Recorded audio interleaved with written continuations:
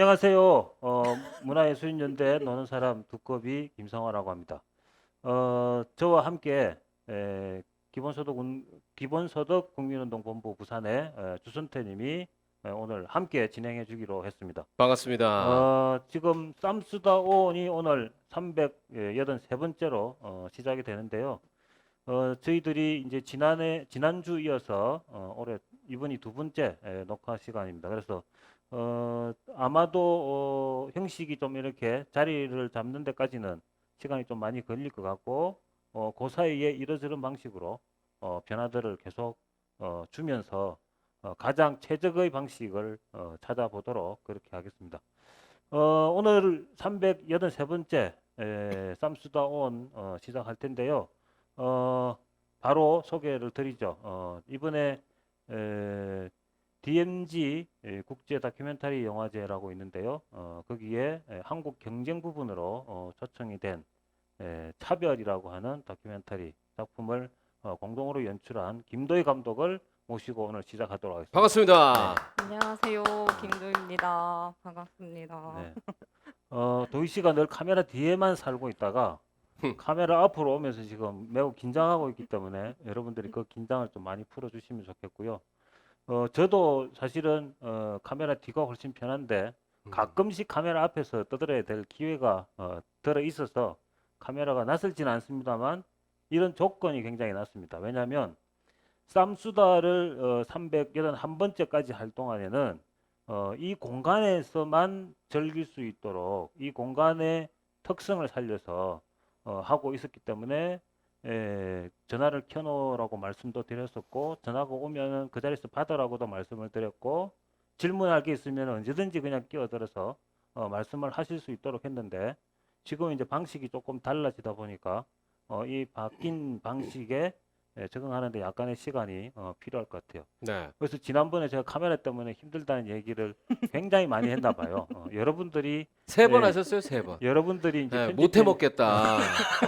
내가 이렇게 해야 되느냐. 그래서 오늘 쌈수다온 첫날인데 아마 곧 사라질 것 같고 오늘이 첫날이자 마지막 날일 수 있다라는 말씀도 세 번 하셨어요. 네, 근데 이제 두 번째가 됐습니다. 네, 다행입니다. 네, 그걸 이제 안타까워서 더 이상 지켜볼 수 없다. 그래서 네. 오늘 주전태 씨가 함께 이제 네.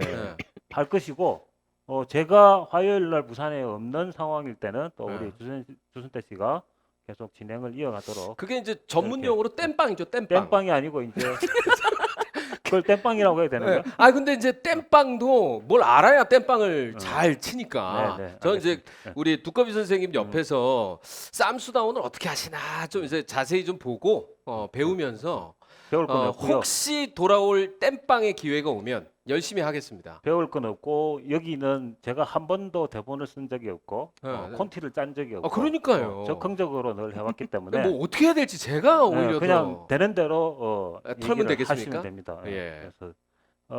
그래서 지금 오늘 손님 동무로 모신 오사카에 계시는 김민수님도 지금 줌으로 연결되어 있습니다. 민수님 인사 한번 할 수 있도록 조건을 만들어지는 동안 얘기를 조금 더 하면 이번 다큐멘터리 그 차별에 잠시 출연도 하기도 하고요. 오사카에서 그 달오름이라고 하는 극단의 대표이기도 하면서 극작도 직접 쓰시고 연기도 또 직접 하시고 연출. 연출도 하시고 다 하시네요. 네, 뭐 못하는 게 없죠. 거의 제 수준이시네요. 아마 그 수준을 넘어갈 것 같아요. 존경합니다. 글을 못 쓰시잖아. 저 글도 못 씁니다. 그거 빼고는 제가 따라갈 수 없는 경지에 이르신 분이네요. 미모도 안 되고. 네. 죄송합니다. 우리 민수 씨 한번 인사 한번 해주세요. 네. 예, 안녕하십니까. 일본 오사카에 살고 있는 제일동포 김민수라고 합니다. 극단 발로름 대표를 맡고 있습니다. 반갑습니다. 반갑습니다. 어서 오십시오. 반갑습니다. 네. 건방와. 이게 우리가 그 쌈수다원을 다시 시작하면서 부산에 계시는 분들만 모시고 하질 않고 이제 전 세계에 있는 한국어가 가능한 분들이면 언제든지 모시고 할 계획을 가지고 있습니다. 그래서 그 첫 번째 손님으로 이번에 김문수 대표님이 초청이 됐습니다. 너무 좋죠? 네, 별로 안 좋으신 것 같아요. 괜히 지금 엮여가지고 지금 너무 애쓰고 있다. 지금 뭔 이런 쓸데없는 짓을 지금 만들어갖고 하고 있느냐. 쌈수다원을 다시 하게 된 건 여러 가지 계기가 있지만 첫 번째는 코로나19 대감염으로 인해서 우리 삶의 방식이 지금 많이 바뀌고 있고 거기에 이제 온라인이라고 하는 이 형식이 이제는 대감염의 시대가 정리가 된다 하더라도 우리 일상에 좀 많이 계속 지속적으로 남아 있는 매체가 될 것 같다는 생각이 들어서 쌈수다온이라고 하는 형식을 취하게 됐고 두 번째는 온라인이기 때문에 공간의 제약을 받을 필요가 없죠.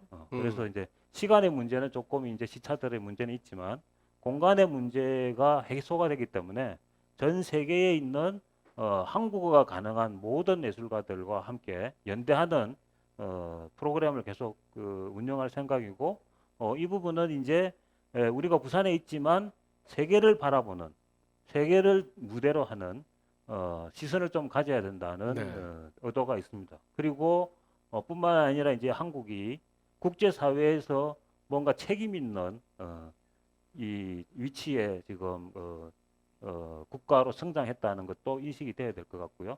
이제 그런 부분에서 우리가 보충하고 고치고 다듬어야 될 일도 굉장히 많겠다는 생각이 드는데 시선을 그렇게 세계로 두고 세계와 함께 할 수 있는 그럼요. 온이 되기 위해서 오늘 첫 번째로 우리 김민수님이 오사카에서 우리는 시차는 이제 없는 시대에 살고 거리에 살고 있으니까 시차 문제, 공간 문제가 다 해소가 된 것 같습니다. 자, 오늘 모신 우리 김도희 감독님은 지금 이스크라 21 네. 이라고 하는 영상 집단 회사라고 해야 될까요? 집단이라고 해야 될까요? 영상 집단이라 해도 되고 회사. 예, 제가 이게 자꾸 이렇게 집단이나 아니죠. 이스크라 21에서 음, 돈을 벌면 회사입니다. 예, 그럼 회사로. 집단도 네. 돈을 못 버는 회사죠. 건가? 집단은 돈 못 버나요?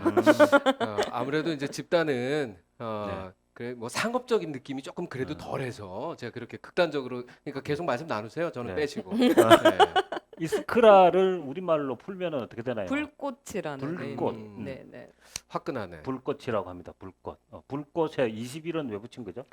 저희 그 대표님이 네. 김지용 감독이 네. 그 2000년도에 이제 이게 이스크라가 세워지면서 21세기? 사업자는 이제 2003년도에 내신 걸로 아는데 어. 그때 2003이라고 붙이려다가 음, 팀원들한테 반대를 받고 그냥 음. 21이라고 몰래 가서 적었다고 어. 합니다네. 큰 고민은 안 했네. 뭐 21세기가 네. 다가왔으니까 이스크라 21 불꽃. 네. 21세기가 이제 숫자로 시작된 지는 벌써 21년이 됐지만 그렇지.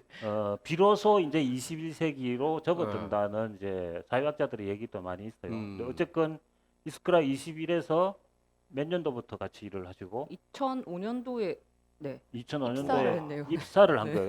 그러면 오래되셨네. 입사를 했다는 거는 무슨 저기 직원 공채가 있었다는 얘기. 네. 그때는 그 이스크라 21이 이제 방송 외주 음. 업체였거든요. 그래서 뭐 네. 부산의 KNN, 네. KBS, MBC 그 방송 외주를 하고 있었던 음. 업체여가지고 직원이 그때 한 14명 오. 정도 있을 때 그 공고가 났어요. 직원 채용 공고가. 근데 유일하게 부산에 있는 프로덕션 중에서 경력을 안 보더라고요. 그래서 그냥 넣었죠. 자, 우리 그 김지훈 감독님 좀 연결 부탁드리고요. 그러면은 그 공고를 어디서 보신 거예요? 그냥 우리 항상 그 보는 그 채용 공고 나는 뭐 이게 사람 뭐 뭐, 저기 뭐 이런데. 네. 그 인력 채용하는 인터넷 네네네네. 이런 그 네트워킹에서 네네. 보고. 이제 대학 졸업하고 이제 그럼 그때 우리 지훈 씨가 도희 씨를 직접 뽑으신 거예요? 예. 네. 근데 면접은 제가 안 봤습니다. 면접을 대표님이 봤어요. 네, 제가 봤습니다. 예, 제가 봤답니다. 네. 2005년도니까 지금 뭐 그게 기억이 안 날 수도 있는 네. 시절이긴 혹시 하지만. 기억하고 싶지 않을 수도 있습니다. 그렇지. 네. 와. 근데 이거- 그 지금 아까 네. 15명 정도 직원이 있었다고 얘기했는데 네.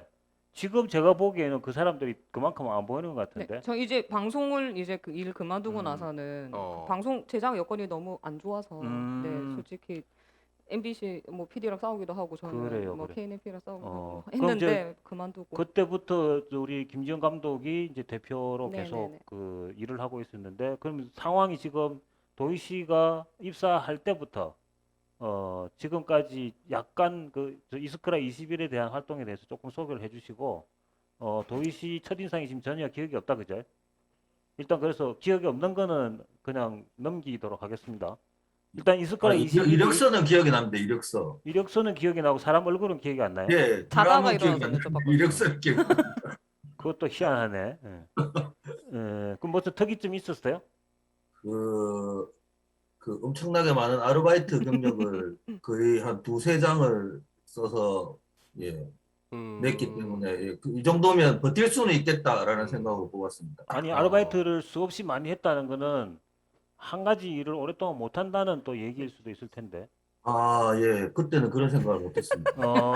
어쨌든 이 정도로 다양한 일들을 해왔던 상황으로 보면 이스크라 21에서 잘 견디면서 일을 할 수 있겠다. 예, 그래서 이스크라 21에 좀 적합한 인물이겠다는 이력서만 보고 예, 사람은 안 보고 예, 사람 봤는데 기억이 잘 안 납니다. 갔는데 자고 있었어요. 자고 밤샘하고 이제 주무시고 책상에서 계셨대요. 자고 있다가 주무시고 계시다가 네. 원래 이스크라 제가 못 들어오실 수도 있었어요. 원래 음. 면접 담당인 그러니까 얼굴을 봤으면은 안 뽑을 수도 있다. 그러니까 원래 면접 담당이 그 실장님이 계셨는데 네네. 하필 그 시간에 잠깐 어딜 가신 거예요. 아 실장님은 그래서 어디 가시고. 실장님 안 계셔서 어쩔 수 없이 이제 자고 있는 사장을 깨워서 직원 다른 직원이 이제 깨워서 면접 보러 왔다는데요. 그래서 아 뽑아 네, 부시시 일어나서 뽑아. 보다가 이제 맨정신이 아닌 상태에서 봐서 네. 실장님은 저를 안 뽑았을 거라고. 어쨌든 2005년도에 그 도희 씨를 기억하는 게 이제 이력서에 그 3페이지 정도에 달하는 예, 여러 경력 가지 알바 경력. 아르바이트 경력이 네. 굉장히 마음에 들었다. 할 거라 생각 안 하고 자소서도 그 안 이제 써. 이스크라 21은 그때부터 사람의 숫자도 굉장히 변화가 많은 것 같고, 그러니까 이스크라 21이 어떤 목표를 가지고 회사를 만들었고, 어떤 경과를 거쳐서 지금 도희 씨하고 가장 긴밀하게 작업을 하고 있는 관계까지 이르게 됐는지 간략하게 좀 설명해 주실 수 있을까요? 원래는 이제 이 일을 계속 할 거라고 만든 단체는 아니고, 그 대학교 때 같은 동아리 활동하던 친구들, 그 친구들이 모여서 뭔가 영상물을 만들어 보자. 그리고 이제 뭐 워크샵 같은 처음에 이제 그렇게 시작했다가 어떻게 인연이 닿아서 그 방송 일을 하게 됐는데 방송국에서 너네들 잘하네라고 하면서 일을 계속 주는 바람에 뭐 큰 뜻이 있어서 뭐 시작하게 되지는 않았고 그러면서 이제 계속 일이 점점 늘어나면서 뭐 이제 제작 PD들이 필요하니까 이제 그때 뭐 사람들 뽑기도 하고 또 예, 들어왔던 사람들이 빨리 나가기도 하고 그렇게 이제 한 10년을 방송을 하다가 사실은 이건 좀 그런데 이 제작비가 10년 동안 사실은 거의 안 오른 겁니다. 방송 외주 이제 단가가. 네. 근데 있는 사람들이 2년, 3년이 지나면 그만큼 대우를 해줘야 그렇지. 되는데 네. 그 어느 정도 이제 그걸 이제 하다가 더 이상은 이제 이렇게는 안 되겠다라고 해서 이제 사무실을 한번 체제를 완전히 바꿔버린 거예요. 이제.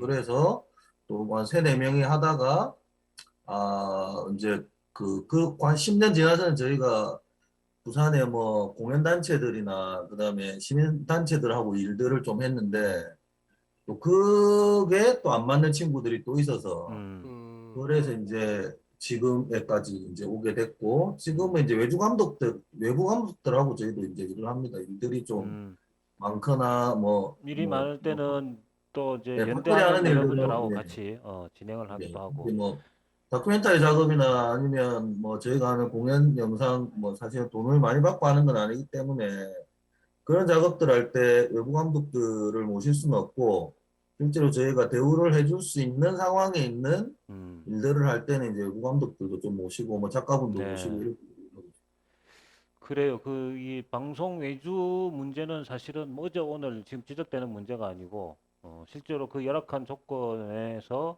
또 뭐 목숨을 안타깝게 잃는 분들도 실제로 계시기도 해서 우리나라에서 뭐 노동 환경 중에서 외주라고 하는 틀을 가지고 있는 것이 하나도 뭐 어느 한 곳도 이렇게 올곧게 제대로 지금 그 시스템이 만들어져 있는 게 없어서 그런 부분 참 안타까운 지점이 되게 많아요. 지금 중대 그 처벌법 같은 경우에도 5인 미만의 사업장에는 사업주에게 책임을 묻지 않는. 그때 거의 대부분 건설 현장이나 이런 노동 현장에 5인 미만은 3층에 4층까지 막 이렇게 떨어지기 때문에 그렇죠. 실제로 그 뭐 피해갈 수 있는 조건들을 다 만들어 놓고 있는 부분인 것 같아요. 근데 그 대표님 말씀, 김지훈 대표님 말씀을 이렇게 들으니까 실질적으로 지역에서 뭐 영상 쪽에 일을 하는 업체가 어쨌거나 사라지지 않고 지금 거의 한 15년 이상 그래도 명맥을 유지하고 계신다는 게 저는 그건 위대한 일이라고 생각을 합니다.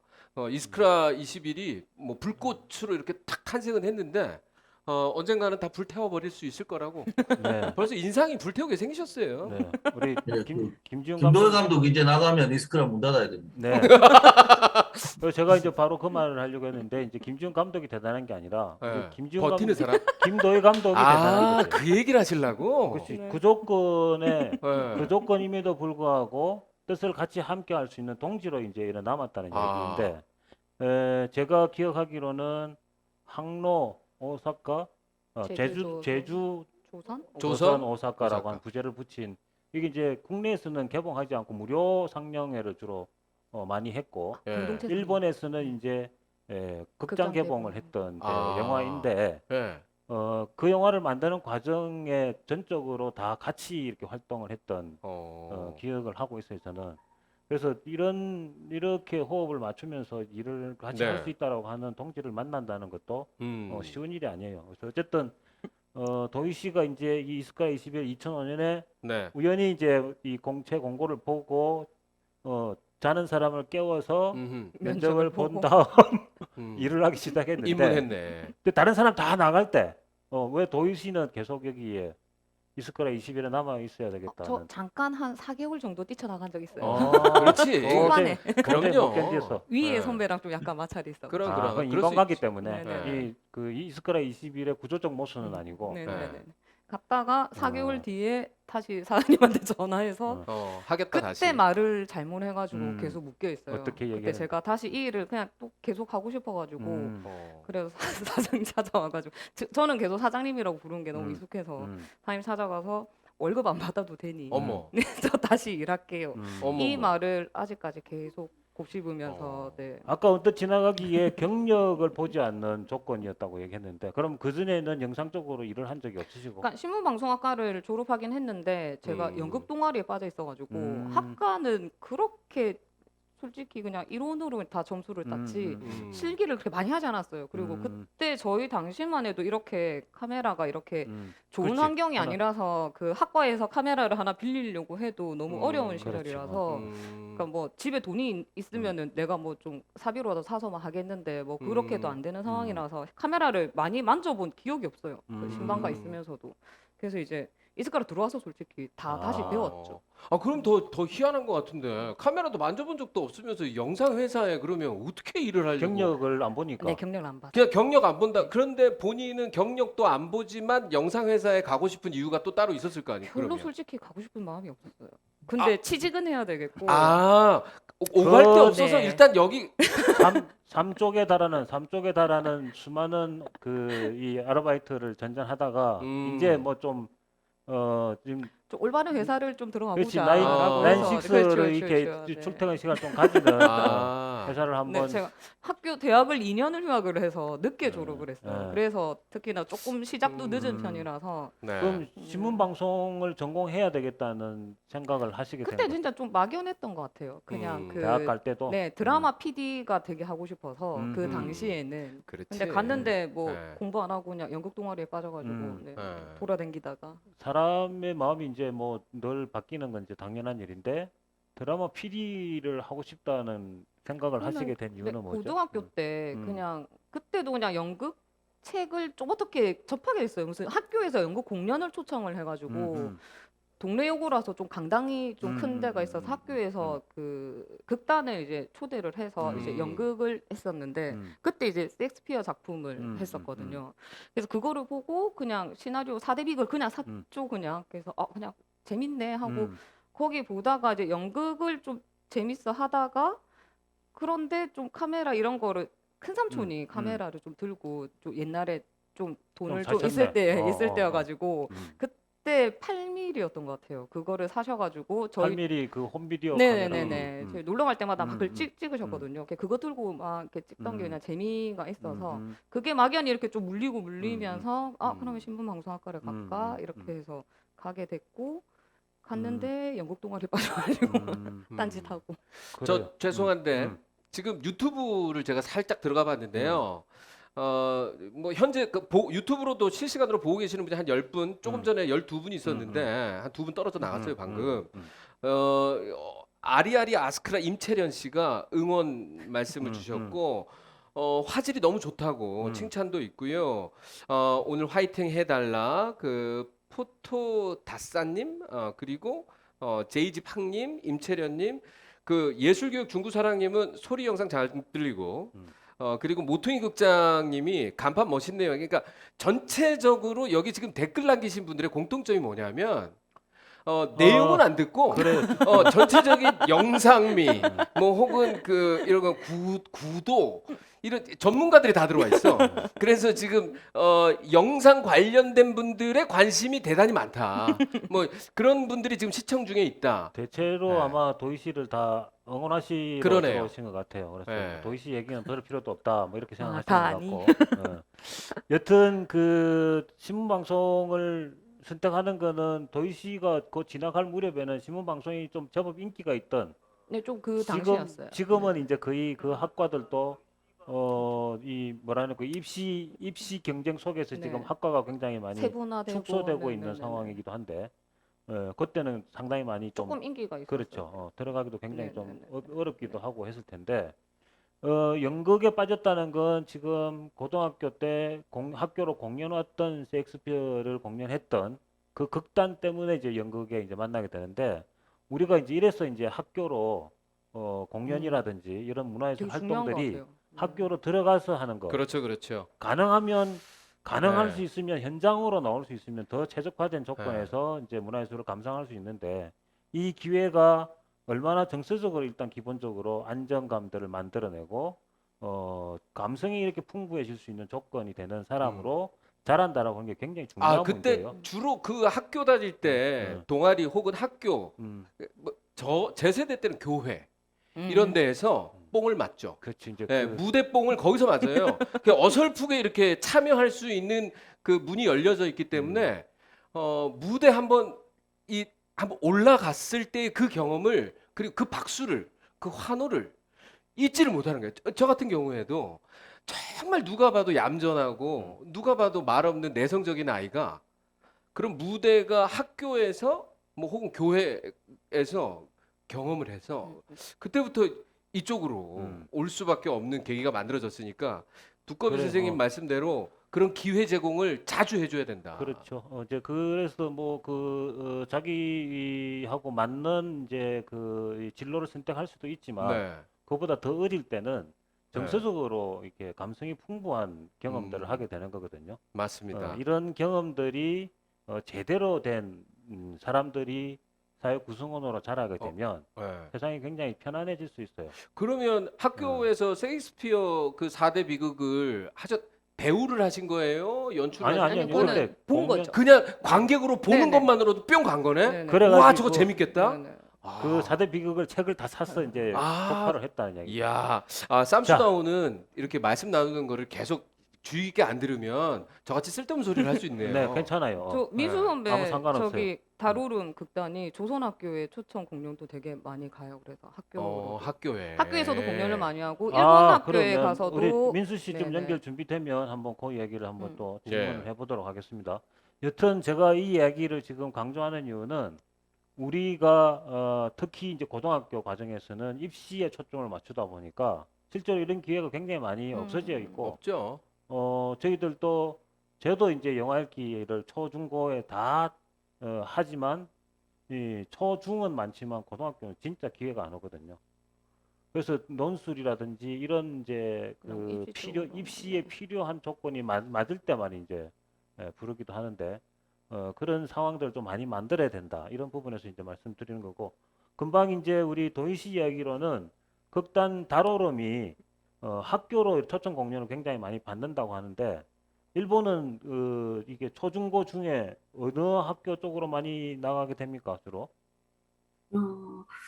그 극단 발로름이 일본 학교 공연도 가고 조선 학교 음. 공연도 갑니다. 네네네. 근데 조선 학교는 그 도쿄나 음. 고베, 히로시마, 멀리까지 시코쿠. 가시네. 네, 일본 예. 전역을 그냥 거의 다 다니시는 거네. 시코쿠도 예. 들어가시고. 네. 그 이제 일본 학교도 많이 나가시고. 예, 요즘은 일본 학교가 더 의뢰가 많이 와서 다닙니다. 거기 갈 때 혹시 우리말로 합니까? 아니면 일본어로?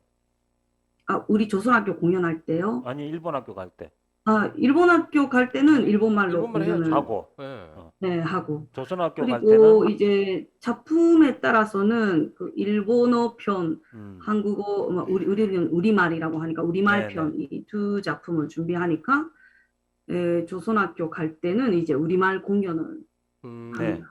자, 이 부분에서 이제 지금 우리 줌에 들어와 계신 분이나 유튜브 실시간으로 보시는 분들은 조선학교라는 단어가 그렇게 낯설지 않을 수 있는데, 아직도 제 개인적인 생각으로는 조선학교 이러면 굉장히 낯선 분들이 좀 많을 것 같아요. 우리 민수 씨가 대답하는 게 좋을지 아니면 우리 김도혜 감독이 대답하는 게 좋을지 모르겠는데, 조선학교라고 하는 걸 좀 설명을 좀 해주실 수 있을까요? 도희가 합니다. 네, 도희 씨가 하는 걸로. 네. 같이 도와주는 걸로. 조선학교. 조선학교는 조선일보가 만든 학교 뭐 이런 거 아닙니까? 네, 네. 저런 분이 계세요 네, 지금까지. 그렇죠. 죄송합니다. 네, 아니요, 죄송한 게 아니라 이제 그래서 조선일보가 만든 학교가 조선학교가 아닌가. 네. 이런 오해들을 하시는 분들이 계셔서 조청년 학교. 그것도 아니고요. 그런 그것도 오해도 아니에요? 많이 하세요. 북한에서 만든 학교. 그것도 아니고. 그럼 네. 뭡니까? 네. 얘기를 해보세요. 그러니까 일본에서 음. 이제 그 45년대 우리가 해방이 되고 이제 돌아오게 되잖아요. 네. 이제 민족들이 그 당시에 200만 명 정도가 있었다고 강제 해요. 강제로 어쨌든 이주당했던 네네네네네. 분들이 중에 조선인들이 네네. 200만 명 정도. 그리고 이제 한국으로 이제 돌아오시고 말고 안 돌아오시고 일본에 남아 계시는 분들이 한 60만 명에서 70만 명 정도 계시는데 1945년도에. 네네네. 근데 뭐 개인적인 사적으로 못 돌아오는 음. 분들도 계셨고, 근데 그분들이 나중에 이제 우리 고향으로 돌아갔을 때 우리 말을 못 하게 되면 안 되잖아요. 우리 자녀들이. 그래서 그 국어 강습소라고 해서 이제 그 학교처럼 이렇게 세운 거예요. 강습소를. 우리 말이랑 이제 글을 가르치고 역사를 가르쳐야 되니까 일본 학교를 가면 우리 말을 못 배우잖아요. 그러네. 네, 그래서 그 국어 강습소를 만든 게 조선학교의 시초고 이제 그게 이제 계속 넓혀가면서 그 조선학교가 이제 세워진 거죠. 그래서 지금은 유치부 유치원 우리가 얘기하는 유치부 그리고 초급부, 그 중급부, 고급부, 조선 대학까지 해서 네, 지금은 그럼 정식 네. 그 교육기관으로 이제 근데 각종 되어 있네요. 학교로 우리 분류가 되고 말하자면 있어요, 한국으로 치면은 네. 이제 그 교육부 외국인 인가, 학교 이런 거. 교육부 인가를 받는 여러 가지 학교의 방식 중에 네. 갑종 인가, 음. 그러니까 이제 공식적인 그렇죠. 인가가 아니고 준하는 인가를 대안학교 같은 네. 이제 그런 일종의. 예, 그런 식으로 식으로 지금 인정이 돼 있어요. 되어 있는데 네. 그래서 조선학교라고 하는 이제 이 조선이라고 하는 단어가 이제 한반도 북쪽에 있는 이제 조선민주주의 인민공화국하고도 상관없고 남쪽에 있는 대한민국하고도 상관없이 저 완전히 잘못 알고 있었네. 네, 그러니까 이 두 개의 국가가 정부가 생기기 전에 그 이전에 이제 조선을 만들어요. 얘기하는 거예요. 근데 이제 그래서- 북한 학교라고 좀 오해를 하시는 게 네, 조총련 네, 학교다 뭐 이렇게. 그 이제 57년도 제가 알기로는 57년도 정도부터인데 그때부터 이제 북쪽에서는 교육비 지원을 해줬어요. 조선학교로. 아. 남쪽은 전혀 일체 없었고. 그래서 그리고 그런 네네네. 얘기가 나왔을 네, 수도 있겠구나. 조총련이 한 55년도쯤에 이제 결성이 됐으니까 네. 그 돈을 뭐 어떻게 줄 수 있는 단체가 있어야 되잖아요. 그러니까 음. 조총련을 이제 통해서 이제 학교로 해서 음. 그러니까 북쪽에서는 이제 지원이 있었기 때문에 근데 학생들이 지금 배우고 있는 거는 그냥 우리 역사를 배우고 있고 지금 네. 학교는 지금 조선 학교는 일본 역사를 더 먼저 배워요. 제가 어디 인터뷰를 본 거에서는 5학년 때 일본 역사를 배우고 6학년 때 음. 조선 역사도 배우고, 그러니까 일본에서 살기 위한 모든 교육들을 그러네. 일본 학교랑 똑같이 배우고 그래야 민족 되겠네. 교육을 하는 거죠. 예, 네, 어차피 네, 네. 본인들이 살고 네. 있는 것은 일본이니까 네, 일본말 일본인이라고 알아야죠. 하는 일본 뭐 역사도 언어나 알아야 되고. 문화 이런 건 네. 배워야 되고, 그러나 그 민족의 뿌리, 우리 몸의 뿌리는 조선이기 때문에, 그리고 조선시대 때 넘어간 거 아닙니까? 네. 일제시대면. 네. 그럼 조선이라는 말이 오히려 더 자연스럽네. 아, 이제 정리가 좀 되는군요. 우리 잘하고 계십니다. 김민수 대표님 이 정도 설명하면은 부족한 거 없으신가요? 부족한 게 있으면 손 들고 조금 보충해 주시고요. 예. 네, 이번에 네, 그 시초가 국어 강습소였다는 거, 그리고 그 다음에 이제 그러니까 한국과 조선민주주의인민공화국이 이렇게 생기게 되면서 아까 도희가 이야기한 북한에서 이제 교육 원조비와 장학금을 보내주고 그렇게 하면서 사실은 아까 조총련 학교가 아니다라는 말이 나오기는 했는데 예. 지금 우리가 이야기하는 이제 이스크라가 찍어주고 도와주는 이 조선학교는 뭐 어쩌면 조총련 계열의 학교예요. 아, 계열에. 예, 예. 그래서 이제 한국이나 뭐 일본에는 이제 민단이라는 조직이 있는데 민단 측이 민단 계열의 학교도 있어요. 아, 네. 거기도 그렇게 두 개로 나눠져 있네. 그러니까 계열로 배우는 따지면. 예. 조선학교의 목적으로 따지면은 이제 통일된 조국의 인재, 국제적으로 이제 나라를 펴고 그런 국제적인 인간을 키우는 목적으로 이제 조선학교가 있기는 해요. 네. 그러니까 이제 북한을 지지하고 뭐 북한 만세 하는 그러한 교육을 하고 있는 거는 결코 아니고 예. 뭐 저도 그런 그 생각까지는 안 오해가 합니다. 없으면 해요. 예. 네. 아하. 그래서 이 부분은 지금 현대 우리가 지금 당대를 살고 있는 우리 현대사의 굉장한 불행이죠. 남쪽과 북쪽을 이렇게 강제적으로 이념으로 갈라놓고 이 편이냐 저 편이냐, 이 편이면 죽이고 이 편이면 살리고 이랬던 역사적인 시절이 지금도 여전히 남쪽에는 존재하고 있다고 생각 들고 뭐 북쪽도 그럴 것 같아요. 당연하죠. 안 네. 가봐서 그게 잘 모르겠는데 어쨌든 제가 경험하고 있는 남쪽은 우리가 어떤 모순에 대해서 이렇게 좀 거침없이 발언만 하면 뭐 빨갱이로 몰아서 그냥 그렇죠. 사상적으로 이렇게 네. 몰아붙이는 경우들이 있는데 저한테도 빨갱이라고 하시는 분이 계셔가지고. 그 사람이 이상한 사람이에요. 그죠. 이게 도저히 이해가 안 가는데. 누구를 보고 빨갱이? 그러니까 희한하게도 뭔가 대한민국이라고 하는 이 지금 우리나라에 같이 사시는 분들 중에도 일단 정치적인 어떤 그 지지 세력만 조금만 달라도 본인과 반대되면 무조건 그냥 빨갱이다라고 하는 게 그래요. 너무 자연스럽다. 이 부분에 대해서는 뭐 그래서 이제 여전하다.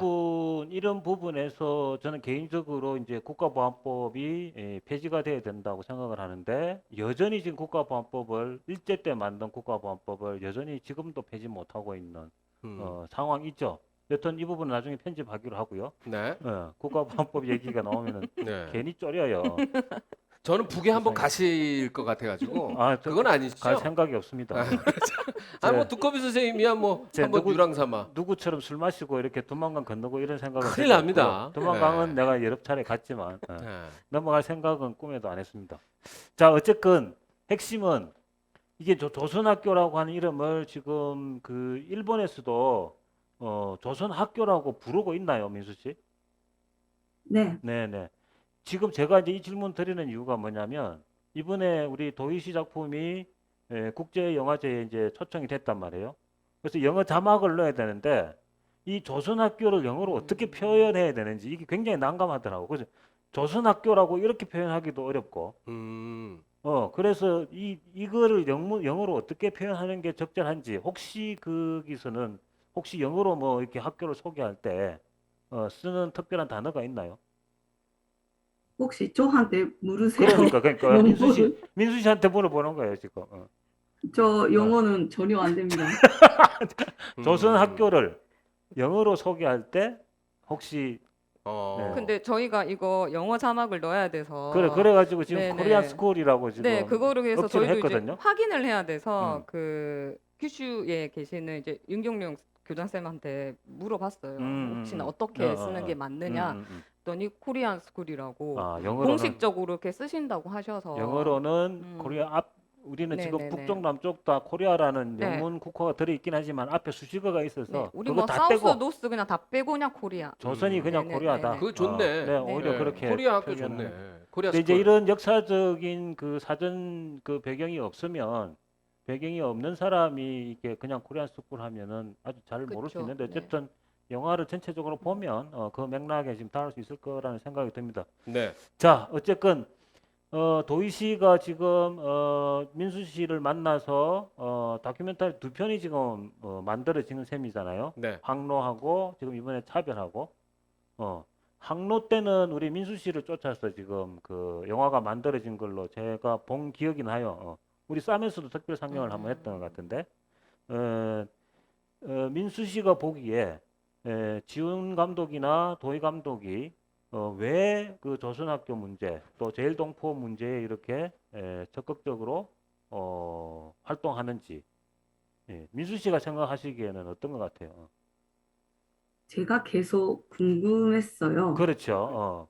네, 그 항로를 위해서 일본에 오기 시작하면서 한 1년에 정말 몇 번을 만나게 됐어요. 그렇죠. 근데 뭐 같이 술도 먹고 우리 집에도 주무시고 그렇게 음. 지내면서 그 우리가 돈을 들일 수 있는 것도 아니고 그러게. 네, 우리의 삶을 알리려고 그 정열이 어디에서 나오는지 계속 궁금했어요. 오늘 쌈수다 참가한 이유도 그런 것들 다 들을 수 있지 않을까 해서. 아, 그렇군. 그게 좋은 질문이네. 거꾸로 지금 궁금하신 점이네. 그러면 이제 우리 도희 씨가 네. 그걸 대답을 좀 해주셔야 돼요. 도대체 왜? 처음에는 솔직히 지훈 감독이 네, 그 이거는 알려야 되겠다라고 그 항로는 조선적 이제 동포들이 우리나라에 못 들어오고 있는 상황을 이제 알려야 되겠다라고 해서 그래서 이제 미주 선배랑 이제 철이 선배 이제 두 분의 이제 이야기를 담아야 되겠다고 지훈 감독이 먼저 얘기를 했고 근데 그 당시만 해도 저희가 방송 일도 하고 있을 때여가지고 그 사무실에 이제 다른 친구들이 몇 명이 있었어요. 그래서 그 친구들하고도 이제 좀 소통이 돼야 되는데 지훈 감독은 계속 일본어를 막 하고 있고 여기서는 밥벌이를 해야 되고 그리고 항로가 저희가 지원금을 아예 안 받고 시작을 했던 다른 거라 제작비 네네네, 지원 없이 제작비 지원을 직접 그래서 이제 순수 자비로만 네네네 그러니까 순수 자비를 하다 보니 이제 일단 밥벌이를 해야지 비행기 싹을 이제 댈 수가 있고 뭐 숙소도 뭐 해결을 해야 되고 그 민수 선배 집이랑 철희 선배 집에서 꽤 많이 샀지만 그러니까 그렇게 애를 써서 안 해도 되는 일인데 네 그래서 이제 지훈 감독이 일단은 처음에 알려게 됐다 해서 처음에 솔직히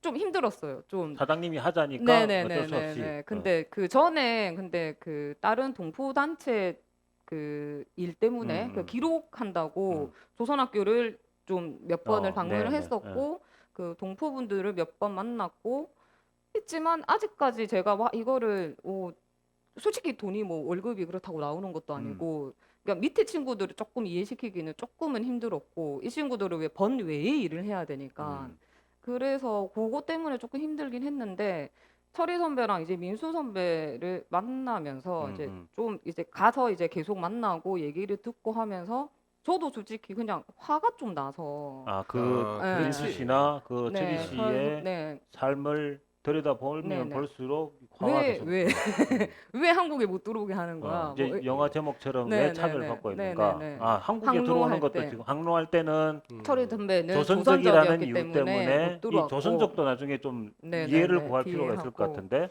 어쨌든 그 한국 국적이 아니고 조선적 네, 국적이라는 건 이유 때문에 못 못 들어올 들어오고. 때 이게 이제 이명박근혜 시절 그쵸.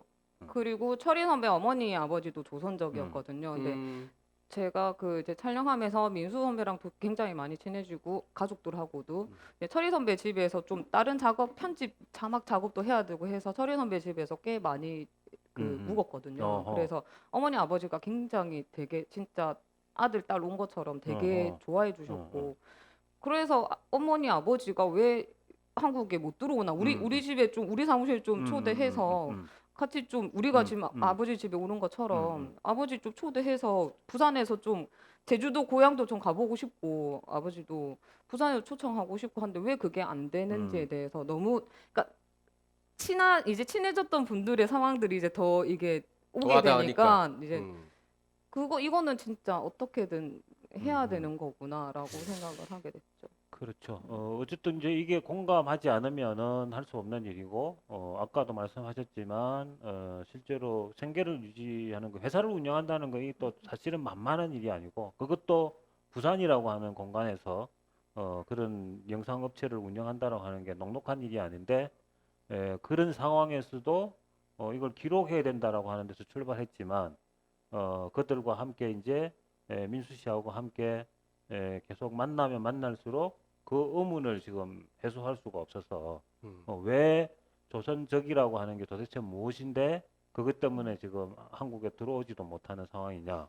이때 이제 여기서 이제 아까 조선학교하고 이제 비슷한 이야기인데 이때 조선적이라고 하는 것도 남쪽, 북쪽 어느 정부에 기속돼 있는 적이 아니고 이 분단되기 이전에 조선을 지칭하는 거라고 여러분들이 아마 이해하시면 될 겁니다. 그런데 남쪽에서는 조선적을 가지고 있으면 대부분 다 조총련계이고 네, 라고 북쪽하고 관련돼 있다라고 해석을 해서 이명박 정부와 박근혜 정부 때는 들어오지 못하게 했었죠. 그 전에 이제 김대중 정부 때부터 노무현 정부까지도 어, 들어왔었어요. 그러니까 네. 김대중 정부부터 네. 시작해서 노무현 정부까지 들어오다가 갑자기? 단절됐다가 네. 이제 문재인 정부가 들어오면서 이제 다시 네. 들어올 수 있는 조건이 됐는데 이게 이제 우리가 우리 조선 한국 민족의 또 비극이죠 사실은 뭐 비극인데 이것까지 네. 지금 우리가 얘기를 다 하기에는 저는 약간 예, 그래도 제 궁금증이 해소가 안 되는 게 뭐냐면 화는 날 수 있어요. 아이고 불합리하니까 왜 못 와? 뭐 늘 들어오던 길이었는데 더군다나 우리 같은 민족인데 거기에 화는 날 수 있는데 뭐 사실 실제로 돈도 안 돼. 뭐 다른 일을 하고 계시는 분들인데 화가 나가지고 동감을 하고 함께 이렇게 할 수는 있지만 이 긴 시간 뭐 10여 년 넘게 왔다 갔다 하면서 이거를 유지하게 하는 이유가 본인이 원래 뭐 정의감이 엄청나게 넘치는 없어요. 스타일이나 아니 그 어떤 다른 게 있지 않으면 이거 유지하기도 쉽지 않거든요.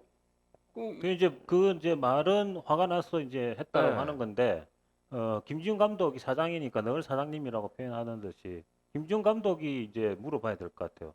도대체 왜 도이시를 이렇게 끌고 다니면서 이 작업을 지속적으로 할 수밖에 없었는지 이건 사장님의 뭐 화는 사실은 날 수 네, 있다 네, 이거야. 네. 많이 끌려다니는 셈이죠. 네, 네, 네, 어. 네. 아니라고 부정을 안 하네.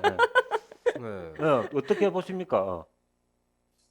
예, 근데 실질적인 사장은 김도희 팀장이라서 이 멋이 또 집이 와 이랬노? 근데 저 아까 뭐 김도희 감독이 뭐 얘기를 하셨지만 처음에 저희가 이제 동포단체에 관련된 일들을 하면서 일본을 이제 가게 됐고 조선학교를 가게 되고 동포들을 만나게 되면서 도대체 왜 이런 일이 아직도 불과 사실은 일본 우리가 부산에서 자주 가던 데는 후쿠오카인데 제주도만큼의 거리밖에 안 되거든요, 사실은. 예. 근데 그 거리밖에 안 되는 데서 일어나고 있는 동포들의 이야기 그리고 동포들의 삶에 대해서 우리가 너무 아는 것들이 없었다. 우리가 너무 모르고 있었다라는 것들에 대한 약간의 뭐랄까 미안한 마음 이런 것도 좀 컸고 그리고 김민수 대표 그리고 김철희 감독 그 연출을 만나면서 저희가 좀 더 이제 깊게 제일동포 사회를 알게 되거든요. 그러면서 뭐 나름대로는 어쨌든 그 당시에는 제일동포 감독들이 사실 별로 없었습니다. 영상하는 분들이. 네.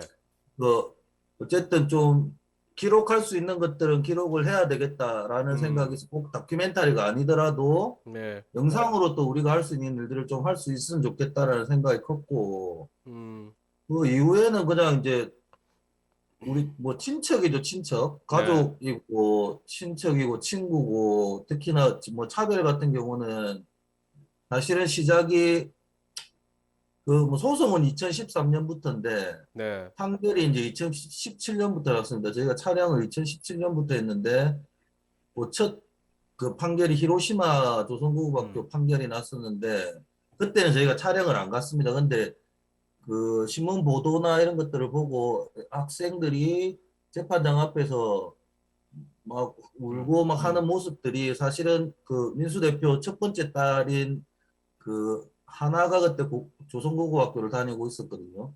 저는 자연스럽게 이제 오버랩이 되는 겁니다. 저희는 음. 그 모습이 다른 학생의 모습을 보이는 게 아니라 하나의 하나씩은 보이는 모습이 거죠. 보였고 어떤 식으로든 현장을 보고 싶다, 현장을 기록하고 싶다 이런 마음들이 이제 생기는 거죠. 가족의 이야기 같은 느낌으로 네. 이제 지혜가 나가게 되는 거고 그리고 저희 뭐 후쿠오카에는 계속 저희가 큐슈 조선 학교, 고급학교, 중고급학교, 초급학교 있는데 거기를 계속 2009년부터 계속 가고 있는데 거기 학생들도 같이 다 오버랩이 되는 거죠. 남의 이야기가 아닌 것 같은. 그래서 뭐 계속 저희가 작업들을 하고 있는 게 아닌가라는 생각이. 네.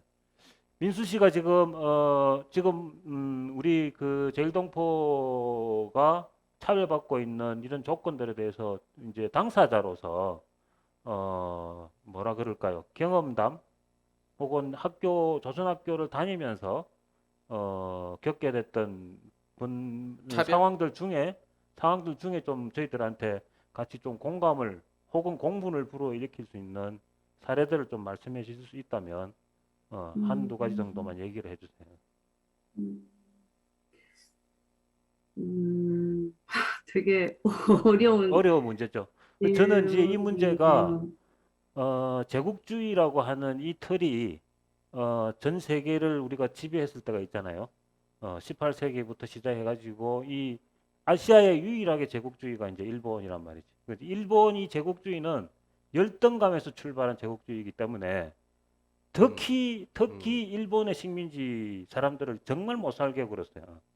이게 다른 제국주의들도 다 마찬가지이지만 뭐 비슷해요 유독. 사실은. 비슷하지만 유독 일본은 더 상대적으로 좀 심했다는 거지.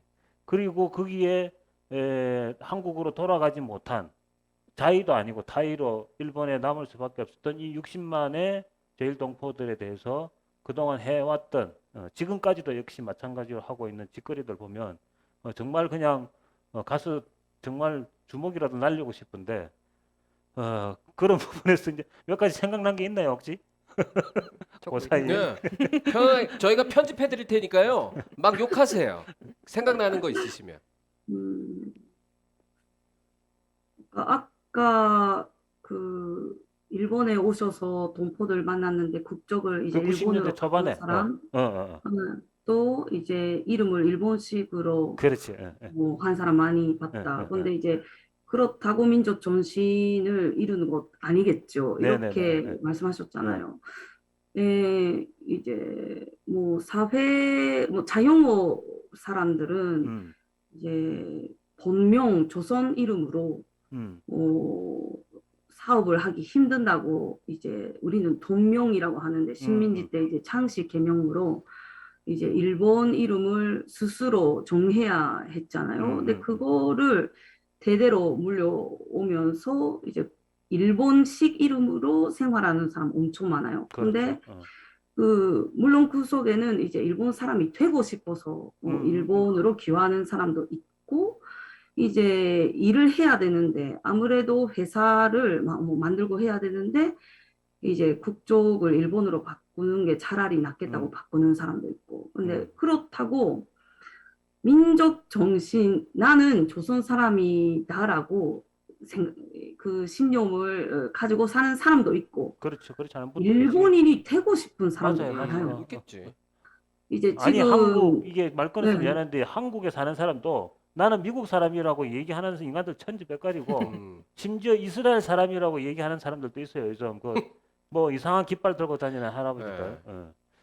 미안합니다. 계속 이야기하세요. 아닙니다. 그래서 왜 그러면 본명으로 나는 조선인이다고 이제 당당히 살지 못하는가? 이게 우리의 뭐 고민이고 아픔이고 특히는 엄마가 되면서 애들이 이제 치마 저고리를 입고 학교를 못 다녀요. 이제 보건이나 폭행 사건이 너무 많아서 이제는 치마 저고리는 학교 안에서만 입자. 음, 이렇게 돼버렸어요. 음, 이제 제2교복으로 이제 일본식 뭐 고등학교들이 입는 옷처럼 이제 재킷식 교복으로 학교를 가고 학교에서 갈아입고 음, 수업을 음, 받고 그리고 또 학교 시간이 되면은 다시 갈아입고 음, 돌아오는. 음, 근데 물어보니까 지금은 코로나 때문에 이제 갱의실 사용해서 이제 감염이 있으면 안 된다 해서 음, 거의 이제 치마 저고리를 안 입대요. 음. 그래서 뭐 그런 애들의 모습을 보면은 음, 되게 엄마로서 되게 음. 힘들죠. 민수 음, 씨가 그 조선학교 다닐 때는 치마 저고리를 입고 다녔을 거 아니에요. 예. 그 당시에 치마 저고리를 입고 다니면 일본인들이 그 여러 가지 그 위해를 가한다든지 이런 일들도 왕왕 있었던 걸로 알고 있는데, 네네. 예. 이쁘다고 하는 사람도 많았어요. 이제 같은 상대적으로, 또래 일본 뭐 친구들이면 음, 우리가 막 자전거 타고 막 오사카니까 아, 거기 이쁘시니까. 자전거로 네. 등교를 하는데, 네, 아, 이쁘다. 그런, 음, 뭐, 카와이 이런 소리가 음, 들려오기도 했어요. 음, 근데 내가 중국도 고급 때가 1980년대 음, 후반이라 그때부터 이제 저고리 칼질 사건이 막 그러니까, 일어나는 어. 때였어요. 그래서 뭐, 저는 직접 당한 적은 없었는데, 저 친구들은 이제 폭행도, 음, 보건도 막 음, 받았어요. 음. 그럴 때였어요. 그래요. 자, 어쨌든 지금 우리가 지금 일본 사회에 살고 있는 제일동포, 어쨌든 그 거기를 삶의 근거지로 살 수밖에 없는 이제 시절이 된 거잖아요. 민수 씨가 갑자기 부산이나 뭐 한국의 어떤 지역으로 이전을 해서 삶을 산다는 건 사실 생각 안 하는 거잖아, 지금. 저는 이제 65세가 되면 제주 가서 살랍니다. 아, 음. 그러면 일본에서 연금 받는 거요? 네? 65세가 지나면 일본에서 연금을 받는 거요? 연고? 연금. 연금이, 정부에서 아, 정부에 연금. 어. 아, 사실은 우리 연금. 어머니가 음. 10년 전에 제주도로 이주를 가셨어요. 음. 제일동포 2세인데, 음. 음. 그래서 연금은 계속 받고 계세요. 어. 일본 정부에서 근데 주는 내가 65이 되면은 이제 연금은 한 달 먹고 살 수 없는 정말 조금밖에 못 받는다고 하고 있어요. 일본 정부에서 주는 연금의 수준이 이제 계속 질이 떨어지고 있는 거네. 네. 네, 네. 어쨌든 65세에 제주도로 오면 좀 우리가 더 쉽게 만날 수 있는 조건을 일단 갖출 수 있게 되네요. 이제 민수 씨 경우는 그렇다 하더라도 거의 대부분의 사람이 그렇게 근거지를 옮기기가 쉽지가 않잖아요, 현실적으로. 네. 일본에서 하나의 사회를 이루고 살 수 있도록 차별이 없는 이제 조건을 만들어내야 되는 부분인데 이게 지금 다큐멘터리 차별은 고등학교 무상교육을 일본에 있는 일반 고등학교하고 똑같이 해달라고 하는 게 이제 요구인데 그 요구가 지금 대부분까지 가서 지금 판결에서 지금 패소를 한 상황. 이걸 다시 지금 회복시킬 수 있는 조건은 없나요? 계속 투쟁하는 싸우는 것밖에 방법밖에. 없다. 그래 이제 그 영화 얘기로 이제 조금 들어가 봅시다 이제.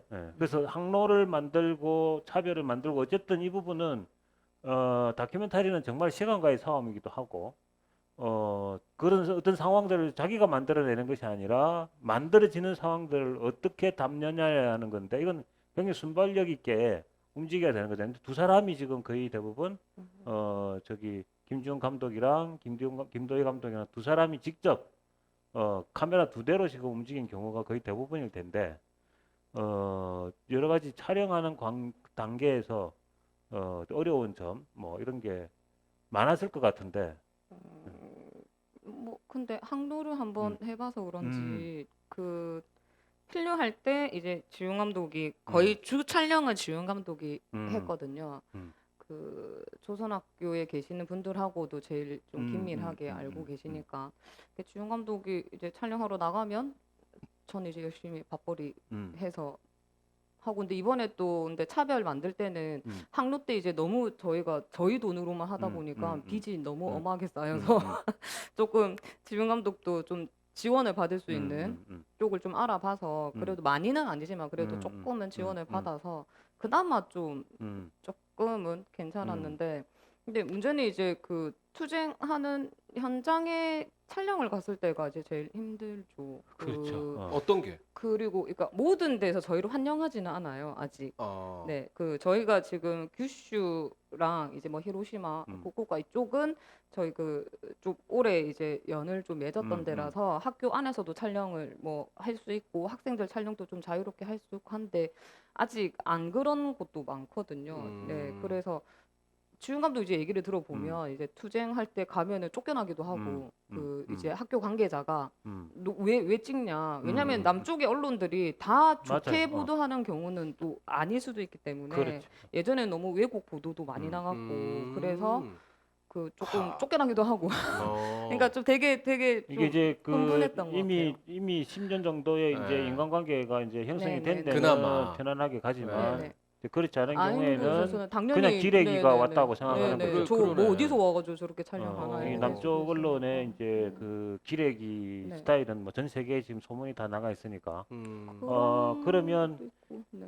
이제 그런 부분들이 이제 뭐 그건 당연히 겪을 네. 수 있는 근데 예상되는 솔직히 어려움이고 제일 힘들었던 거는 응. 그 판결 날 때 재판장 앞에서 이제 촬영할 때가 음, 저희는 솔직히 조선학교를 이제 가게 되면 솔직히 좋은 행사들일 때 가요. 뭐 운동회 그 민수 선배 이제 딸들 이제 운동회 구경하러도 가고 뭐 아니면은 저 규슈나 이런 쪽에는 학교 행사 있을 때 애들 공연하는 것도 좀 보고 그러니까 맨날 이제 애들 밝은 모습들만 보다가 이제 재판장에서 솔직히 그 언론으로는 몇 번 봤지만 이제 그 현장에서 이제 그 재판장까지는 또 되게 신나게 투쟁하면서 가요. 막 노래도 부르고 학생들이 치마 저고리 입고. 그렇지. 네, 너무 밝게. 승리를 다짐하면서 네네. 가는 길이니까. 네네네. 네. 갔는데 이제 부당 판결 딱 그 나오자마자 이제 학생들이 너무 정말 오열을 하면서 그렇죠.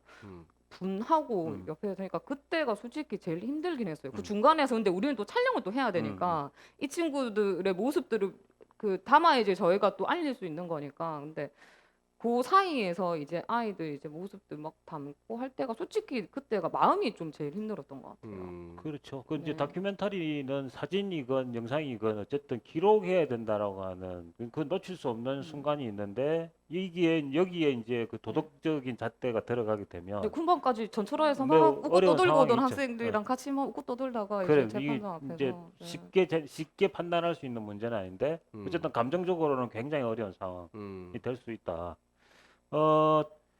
제가 알기로 우리 그 김인수 대표 따님 중에 하나 씨가 아마 그 귀향이라고 하는 영화에 우리 그 저기 종군 위안부 를 소재로 한 영화에 출연했던 걸로 알고 있는데 맞죠? 네. 그 친구가 지금 한국예술종합학교에서 지금 연기 수업을 지금 하고 있는 중입니다. 민수 대표도 출연했는데 아, 귀향에. 그렇지. 기왕에 민수 대표도 나왔었죠. 네. 그래서 기왕을 한번 다시 찾아보시면서 따님과 이제 엄마가 동시에 출연하는 영화를 보면서 여기 또 다른 재미를 한번 보시면 좋겠고요. 자, 차별이 이번에 그 DMZ 다큐멘터리 영화제의 그 국제 경쟁 부분으로 이제 초청이 됐는데 잠시 영상을 조금 준비가 되면 같이 한번 맛배기 필름을 한번 보도록 하겠습니다. 지금 바로 준비가 됐는데 한번 같이 보겠습니다.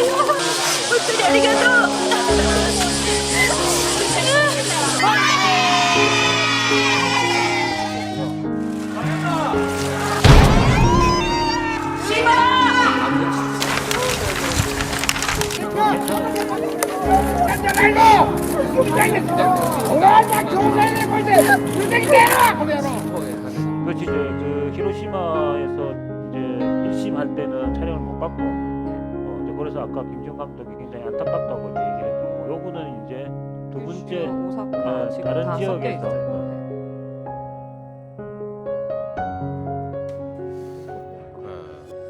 뭐 사실 지금 2021년 민속상의 저런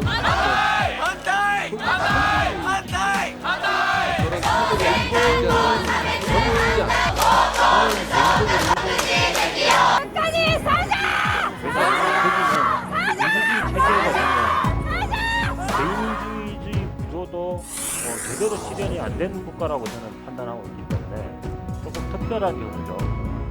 아직도 제국주의적 형식이 좀 많이 남아있지 않을까. 저는 그렇게 지금 보고 있는데 그렇기 때문에 이런 판결이 실제로 가능할 수 있다라고 저는 생각을 하고 있고 만약에 예를 들어서 2차 대전 제국주의에 자기들이 일으킨 범죄에 대해서 청산하고 반성하는 태도를 갖춘 정부가 있다고 하면 이런 판결을 할 수가 없죠. 당연히 보상을 오히려 해야 되는데 이런 판결을 한다는 것은 아직도 그 뒤에 정부를 운영하고 있는 거죠. 지금. 저는 김덕수 선생님이 이 말씀을 해주시라고 제가 그래요. 일본을 선진국이라고 얘기했는데 이야기하지 마세요. 정확합니다. 이런 이야기 자꾸 하다 보면 열받으시지. 열받는 건 문제치고 제 뒷목이 서늘해져요. 주거리를 잊고 싶다. 우리 하나씩 아니에요? 네. 맞아요. 왼쪽 편에 보이는 하루는 이제 네. 조사량대. 저는 우리 김도희 감독님 초대를 알고 난 다음에 저 차별 방금 그 영상을 보는데 사실 앞뒤 전후에 지식이 전혀 없는데도 그냥 울컥하고 화가 탁 치밀면서 왜 이렇지? 라면서 저도 약간 눈물이 확 이렇게 피가 끓 텐데 이제 만들어져서 이제 영화제까지 이제 출품을 하셨단 말이에요. 끝나고 난 다음에 결과물을 보시면 그래도 아쉽다. 이 차별에 대해서 뭐 혹시라도 이렇게 아쉬운 게 남아 있는 게 있으세요? 천지백갈일 거야. 네, 아마. 계속 와, 이게- 저걸 조금 더 내가 했으면 좋았을 거 하나만 딱 끄집어서 얘기하고 싶다면. 지금 주 편집은 지훈 감독이 하거든요. 왜냐하면 아. 두 사람이 같이 할 수 있는 작업이 아, 아니기 때문에. 김지훈 감독님의 편집이 마음에 안 들었다 이것이네. 그런 것도 있었죠. 그래서 수정을 꽤 많이 했어요. 아. 그 지훈 감독도 편집을 하고 네. 그 어떻는지 또 보고. 근데 솔직히 편집은 끝이 잡고 없어. 있는 사람이 끝이 없어. 마음이지 네, 뭐. 네. 편집은 그래서 사실 끝이 없어요. 계속 바뀌었어요. 아. 네. 자꾸 마음 속에서는 조금 더 뭔가 더 지금도 예, 막 얘기를 그런 해요. 마음이 막, 들어요. 그거를 음. 그 뒤에 이렇게 넣었으면 뭐 이런 거. 제가 얼마 전에 이제 저기 언더그라운드라고 하는 독립 영화 시사회라기보다는 이제 감독과의 대화 시간을 갔는데 이 친구가 이제 김정근이라고 부산에서 작업하는 친구인데 도시철도 이제 지하철에서 일하는 정규직과 비정규직의 삶을 좀 깊이 들여다보는 이제 그것도 또 다큐멘터리인데 열받는 얘기다. 영화제에 출품된 버전하고 다르. 시사회에 출품된 버전하고 개봉되면서 출품된 버전이 다 달라. 완전히 다르. 달라. 이게 이거는 극영화하는 기본적으로 시나리오라고 하는 틀이 있어서 그 조건에서 이제 크게 어긋나지 않는 상황들을 많이 가지지만 그렇겠죠. 예. 다큐멘터리는 진짜 연출자가 어떤 시선으로 보느냐에 따라 선택하느냐에 따라서 어. 버리는 거죠. 나머지는 10년을 찍은 것 중에서 그걸 지금 차별은 몇 분이죠? 100분? 84분. 84분으로 줄여 넣는 거니까 나머지 부분은 다 버리는 거거든요. 뒤늦게 갑자기 아까워서 넣기도 하고 네. 다시 아깝다고 뭐 생각하면 이제 재해석하기도 작품이 안 하고. 되는 건데. 그럼 본인 생각이 달라지면 작품도 또 달라지죠. 언제든지 계속 버전업이 되겠다, 그렇죠. 그죠? 얘기하시니까 딱 한 장면 아까운 장면 좀 있었어요. 뭐요? 그 지훈 감독한테도 막 얘기를 했었는데, 근데 어쩔 수 없이 그건 삭제를 해야 되는 장면이어가지고 그 부산에 이제 그 후쿠오카 가무단지 후쿠오카 쪽에서 이제 그 예술하는 친구들하고 예술인들하고 이제 다 같이 와가지고 콘서트 할 때 그 부산시장을 만났었거든요. 음. 근데 하필 그 어. 성추행 문제로 어. 이제 그 OIC. 네, 그래서 그 넣을 수가 없어가지고 그 어. 부분을. 아. 근데 그때 그 네. 후보가 그 예술인 중에 그 한 명이 그 시장 만날 때 이제 뭐 자기 발언 이제 한 번씩 하니까 이제 소개도 하고 할 때 그때 그 친구가 했던 말이 그 저는 너무 와닿아가지고 이거를 꼭 넣고 싶다. 어디 안 되면 마지막 엔딩이라도 아니면 오프닝이라도 넣고 싶은데 옆에 딱 걸려 있어가지고 뭐 아. 씬을 만들지를 못하는 거예요. 아, 잘라버리지, 네, 그걸. 정말. 이제 그 화질의 문제도 생길 수 있고 뭐 여러 가지 네. 기술적인 그리고 문제가 네. 그러니까 뭐또 지울 씬을 수도 만들어야 없고. 되는데 그게 이제 무슨 그게 안 말인데요? 되니까 그 친구가 했던 말이 저는 다시 태어나면 내 조국에서 태어나고 싶습니다. 이렇게 얘기를 하는 거예요. 얼마나 그 정말 차별받고 가슴 아픈 있는 얘기죠. 네. 이제 요거를 좀 확장하면 이제 얘기가 나온 김에 그 국적이 어느 나라에서 태어나느냐에 따라서 이 개인의 삶이 완전히 질적으로 다른 뒤바뀌는 삶을 살 거죠. 수밖에 없는 거예요. 네. 지금 이게 우리는 지금 제1동포의 차별을 얘기하고 있는 거지만 확대하면 이 지구촌 곳곳에서 차별받고 있는 상황이 너무 많다는 거죠. 이 국적이라고 하는 거라서 그래서 미국에서 태어나느냐, 한국에서 태어나느냐, 어디 일본에서 태어나느냐 이거에 따라서 정말 그 개인의 삶의 방식이 완벽하게 달라지기 때문에 음. 굉장히 가슴 아픈 얘기예요, 사실은. 너무 네. 너무 이렇게 근데 훅 와 있어가지고. 그렇죠. 네. 이건 우리 한국 안에서도 실제로 마찬가지로 부모를 선택해서 태어나는 사람은 이 세상에 단 한 명도 없다는 거죠. 그렇겠죠. 있다고 네. 주장하는 사람들은 예수가 그렇다고 얘기하는데 뭐 신뢰하기는 어렵고 음. 어쨌든 부모를 선택해서 태어날 수 없는 것처럼 네. 그 조건을 우리가 다 공평하게 가져야 된다라고 하는 것. 이 부분이 이제 기본소득하고 연결되는 철학이에요. 음. 이제 우리가 태어나는 조건들은 처지에 따라서 여러 가지로 다 다르지만 그러나 그 조건을 최소화시킬 수 있는 기본적인 주권을 누릴 수 있는 상황을 기본적으로 만들어주는 것. 네. 이게 이제 기본소득인데 제가 쌈수다원을 다시 시작하게 된 핵심이 이제 예술인 기본소득. 예술인들이 정말 그 먹고 사는 걱정을 크게 하지 않고 완벽하게 안 할 수는 없지만 크게 하지 않고 창작 활동들을 일정하게 해낼 수 있는 어느 정도. 행정적 시스템을 만들어내는 것. 음. 이 부분에 이제 절박함을 담아서 우리가 같이 하고 있는 건데 그 부분에서 생덕권이라고 하는 것. 이런 말 참 쓰기 싫어요. 이 한자로 쓰면 태어난 조건인데 그냥 이렇게 풀어도 얘기를 될 텐데 생덕권이라고 이 학자들이 또 이렇게 잘난 척 한다고 이런 말을 많이 쓰더라고요. 여튼 어쨌건 이제 이게 지금 그 친구의 얘기가 절절하게 지금 와닿는 얘기이기도 해요. 자, 채팅이 하나 질문이 네, 네. 있는데요. 제가 읽어드릴게요. 좀 키워봐 주세요. 네. 제가 읽을 수 있게. 저 키워지나요? 예, 됐습니다.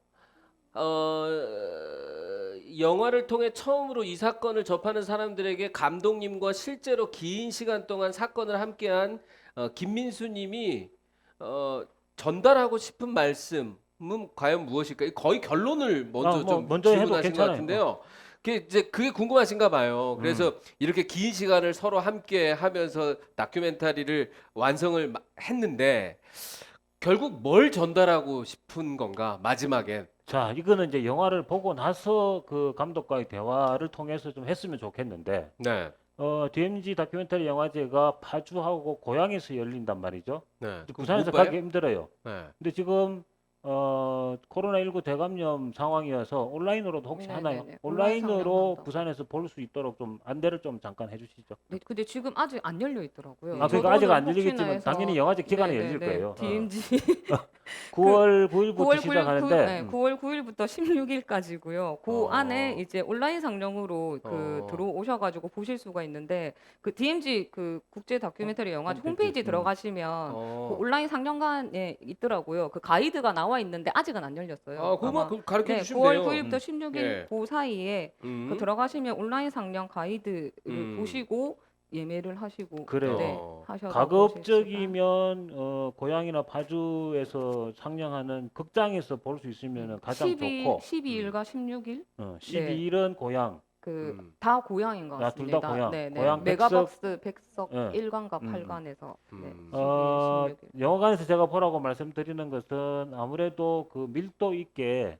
집중이 영화를 되니까. 집중해서 볼 수 예. 있으려면 극장이 가장 쾌적하고 네. 조건이 좋습니다. 그리고 극장을 통해서 여태까지 코로나 감염이 일어난 사례는 단 한 건도 없습니다. 그러니까 조사하신 거 맞습니까? 네, 그거는 데이터가 증명하는 겁니다. 여러분 그래서 조사가 돼 있답니다. 극장에 예. 꼭 그냥 일반적으로도 극장에 많이 가주시길 바라고요. 네. 내가 무슨 극장을 먹여 살려야 될 사명감은 없지만 음. 극장에서 보시길 권하고 아마도 하실 말씀이 있을 거예요. 두 분 다 하실 말씀이 있을 텐데 네. 뭐 결론부터 얘기를 하셔도 아무 상관없으니까 혹시 음. 민수 씨 대답할 준비가 돼 있으면 예. 이 영화에 출연하면서 또 영화를 담는 모습들을 보면서 어떤 내용들이 좀 영화를 보는 관객들에게 전달이 됐으면 좋겠다. 네. 그 일단 저는 제작자가 아니니까 네. 내가 뭐 바라는 거랑 네. 그 감독님이 바라는 거랑 조금 다를 수 그렇죠. 있잖아요. 괜찮아요. 네. 그래서 정말 많은 사람들이 꼭 봤으면 합니다. 그리고 아. 이제 6년, 7년이라는 긴 동안을 이제 그 재판의 기간 학생이었던 아이들이 이제 입학식 때부터 동무들은 그 고교 무상화 재판 뭐 막 와중에 지금 이 학교를 입학했습니다부터 시작해서 뭐 졸업까지 3년 동안 이제 중고를 합치면 6년 동안 계속 그 투쟁 와중에 그 청춘을 보냈던 그렇죠. 아이들이잖아요. 그래서 그런 것 또한 많이 그 상상을 해주시면 물론 이렇게 우리의 투쟁에 함께 해준 이제 한국 분들 그리고 물론 그 투쟁에는 일본 시민들도 많이 도와주고 계세요. 이제 일본이라는 정부와 이렇게 싸우는 와중에 함께 해준 이 커뮤니티 그런 것까지 다 함께 봐주셨으면 합니다. 네. 그래서 그 제일동포가 지금 일본 사회에서 어떤 차별을 겪고 있는가 여기에 대해서 일정하게 공감이 됐으면 좋겠다. 이런 생각까지 지금 이어지는 거죠. 이제 그 예. 부분은 아마도 김도희 감독이나 김지훈 감독도 거의 같을 거라고 생각이 드는데 혹시 보충해서 감독으로서 또 하실 말씀. 네, 그 고교 무상화 지금 소송에 대해서 저희가 지금 차별해서 담고 있는데 그것도 정말 중요하고 지금 그 유보 무상화도 지금 안 되니까 유치원에도 지금 보조금이 지금 안 되고 있어요. 다시 그래서 그 문제도 있고 근데 조선학교에 대해서 좀만 더 특히나 한국 쪽에 있는 사람들이 아까 얘기하셨듯이 그냥 북한 학교 아니야? 뭐 그냥 그 총련 그거 아니야? 이런 식으로 안 봐주시고 제대로 그냥 학생들이 그냥 배우고 있는 학교거든요. 그냥 민족 교육을 하고 있는 우리말, 우리글, 우리 역사를 배우고 있는 그 학교라는 거를 좀 제대로 좀 봐주시고 관심도 지금 너무 없기 때문에 관심을 좀 더 가져주셨으면 그래야지 차별받고 있는 학생들이 보이고 차별받고 있는 동포들이 또 보일 거라고 생각이 들기 때문에 그 부분에 대해서 좀 더 학교에 대해서 좀 더 관심을 좀 더 열어서 좀 공포심 갖지 말고 무슨 북한 학교야 이렇게 그런 생각을 하지 말고 그래. 그냥 우리 학생들이 배우고 있는 그냥 학교라고 좀 관심을 가지고 봐주셨으면 좋겠어요. 우리 한국 사회도 이제 그 다문화 사회로 이제 이미 들어섰고 여러 민족들이 이제 함께 어우러져 살 수밖에 없는 조건이 만들어져 있는데 근대적인 민족의 개념을 제가 말씀드리는 것이 아니라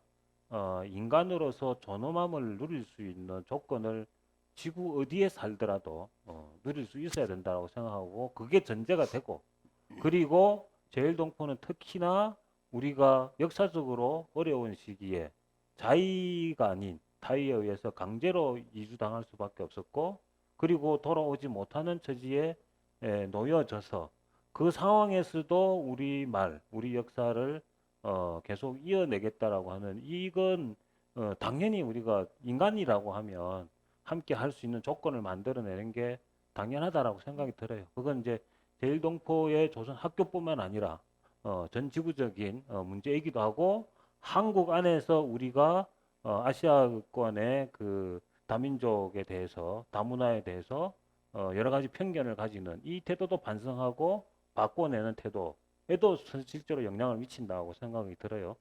이제 그런 부분에서 두 분의 지난한 작업이 10년 동안 사실은 이런 일들을 끊임없이 해낸다는 건 아까 얘기했듯이 밥벌이를 따로 하면서 틈틈이 사실은 움직여야 되는 일이고 그 과정에서도 놓치지 않아야 되는 일들이 굉장히 많을 텐데 네. 근데 실제로 이제 놓치는 것들은 일단 히로시마 같은 경우에는 가지도 못했고 이런 아쉬움들이 되게 또 많을 거 아니에요. 아, 그 장면은 꼭 우리가 가서 촬영을 했었어야 되는데 솔직히 코로나 때문에 지금 촬영이 다 되지는 못했어요. 솔직히 아. 뒤에 요때 그 가서 이제 인터뷰를 들어야지 했던 이제 분도 몇 분 계셨는데 갑자기 코로나가 그러니까 거의 이제 좀 인터뷰를 좀 이렇게 좀 중요하게 들어야 그러네. 되니까 예. 저희가 막 현장에 막 급하게 가가지고 재판 때 음. 가가지고 정신없게 이렇게 들을 수는 없어서 미리 약속을 잡고 음. 이렇게 했으면 좋겠는데 그게 코로나 때문에 갑자기 안 돼서 촬영을 못 하신 분도 지금 몇 분 네. 있긴 있어요. 그 가끔씩 이제 그 난민들이 탈출하는 경로를 이렇게 카메라가 쫓지를 못해가지고 난민에게 직접 카메라를 주고 촬영한 것을 이후에 이제 감독의 촬영본들하고 이렇게 합쳐서 만드는 다큐도 가끔씩 봐요. 그런 방식으로 거기서 찍어서 보내라고 해도 저희 항로 때는 그래서 그냥 철이 선배한테 카메라 드렸어요. 그렇죠. 국에 가서 어. 찍어 오라고. 그 장면 기억나요. 그 아니 장면 조금 기억나는데. 전에 그 난민 얘기를 해서 뭐 또 감독님께서 그 말씀을 해서 그런데 아프가니스탄에 뭐 우리가 아주 뭐 미라클 작전해서 우리 그 한국 공관을 도와준 그 나라 분들을 모시고 온 거 너무 뭐 박수치고 막 우리나라 대단하다 뭐 이런 생각만 했지 사실 그 이면에는 당장 우리 민족인 조선학교 친구들에 대한 관심은 이만큼도 네. 사실 그분들은 그 사실 그 일본이라는 나라에서는 거의 사실은 그렇죠. 미아에 가까운 지금 대우를 받고 있음에도 불구하고 정작 우리나라에서는 그들에게 대한 어떤 관심이 이 정도밖에 없다는 게 약간 좀 부끄러운 면이 좀 오늘 생각이 든다라는 마음이 제가 이제 듭니다. 아까 그 민수 씨 이야기 중에 이제 저도 그렇게 얘기했지만 그 실제로 일본 국적을 취득하는 사람들 중에 일본인이 되고 싶어하는 예. 자 사실은 이 차별을 견디지 못해서 그러니까 마지못해 선택하는 거라고 힘드니까. 저는 그렇게 이해를 하는데 예. 근데 국적을 무엇을 갖느냐는 저는 크게 사실은 지금은 의미를 두고 싶지 않아요. 그 네. 당시에는 90년 초반에는 예. 국적을 선택하는 것이 이 자기 이념을 포기한 것 음. 또는 사상을 놓은 것 음. 뭐 여러 가지 이제 의미를 심지어는 비겁하다 뭐 이렇게 그렇죠. 생각할 수 있었겠죠. 배신이라고까지도 이제 네. 생각할 수 있는 부분인데 지금 이제 한 20, 30년 지나면서 저도 이제 낡아가지고 그런 부분에 대한 심정을 좀 이해는 가요. 왜 그런 그럼요. 선택을 할 수밖에 네. 없는지 이것이 이제 제가 누차 쌈쓰다 오늘 시작할 때도 말씀드렸지만 바로 우리가 왜 전 세계에 이제 그 주목해야 되는가라고 하는 게 바로 이 지점에서도 확인이 되는 지점이에요. 그래서 우리가 조일동포의 차별에만 집중한다고 하면 또 이 하나의 카테고리에 또 매몰되는 갇혀지는 상황. 거니까. 그렇죠. 예. 그러니까 이걸 통해 가지고 우리를 되돌아볼 수 있어야 하고 또 우리 태도를 가지고 지금 아프가니스탄뿐만 아니라 미얀마도 전 그렇고. 세계에서 예. 일어나고 있는 고난에 처해 있는 난민들이 지금 너무 많아요. 굉장히 지금 2차 대전 때 사망한 숫자보다도 더 많은 숫자가 지금 난민으로 있다고 하는데 이런 그 전 지구적으로 벌어지고 있는 인권 유린의 상황들 이런 문제는 이제 맥락이 어디까지 닿아야 되느냐면 일본 제국주의까지 닿게 되는 거죠. 이게 바로 이제 우리가 차별을 통해서 인식해야 되는 시선이라고 생각해요. 또 감독님 좀 동의를 하시는 지점이 많은 것 같아요. 이렇게 끄떡끄떡 하시고 계셔서 어떻게 이렇게 말씀을 잘하시는지. 준비 안 돼 있는 얘기고요. 원고도 없습니다. 콘티도 없고. 그래서 지난주에 굉장히 재미없다고 지금 우리 추순애 씨가 오늘 양념으로 지금 한번 근데 정당을 여전히 했는데 제가 있어도 재미는 없네요. 이게 큰일 났어요. 재미없지만 이게 그 쌈수다만의 매력과 재미가 제가 쌈수다의 오프라인 모임에 왔을 때 느꼈던 게 확실히 온라인으로 그걸 맞아요. 완성 지점까지 올리는 데는 시간이 좀 필요할 것 맞아. 같고요. 그렇기도 하고 뭐 여러분들의 지금 이해가 이게 좀 필요해요. 들어와 계신 분들이 자유롭게 언제든지 끼어들 수 있는 물리적 네. 조건이 지금 안 갖춰지기 때문에 그럼요. 그게 또 이런 힘들어요. 게 예. 상당히 힘들어요. 그래서 스피커를 중간에 열어야 되고 이래서. 우리 일본에서 부산으로 저기 결혼해서 이주해온 홍경지 씨, 예, 준비가 되면 경지 씨 얘기를 또 한번 일본에서 지금 조선학교 다 다녔을 거 아니에요, 경지 씨가 그죠? 예, 그래서 네. 예, 잘 지냅니까? 네, 잘 지냅니다. 네, 아기도 잘 크고요. 네. 남편은 어디 갔어요? 버렸어요?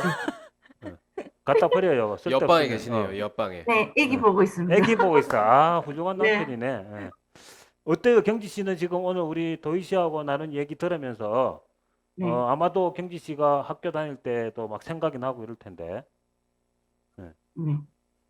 어떤 느낌입니까? 우리 때도 차별이라는 게 계속 이어져 있어가지고, 힘들었다는 그런 생각이 좀 많이 들었습니다. 아까 그 이제 조선 우리 치마 저고리 네. 예, 입고 학교를 가면 이렇게 막 이 위험한 상황에 빠지기도 하고 네. 민수 씨는 음. 직접 경험한 건 없지만 그런 얘기도 많이 듣고 이랬다는데 경지 씨는 뭐 그런 일은 없었었어요? 우리 때도 제2교복을 입고 학교 아, 등교를 그랬구나. 네네. 얼마 전에 그 치마 저고리 우리 연극했었잖아요.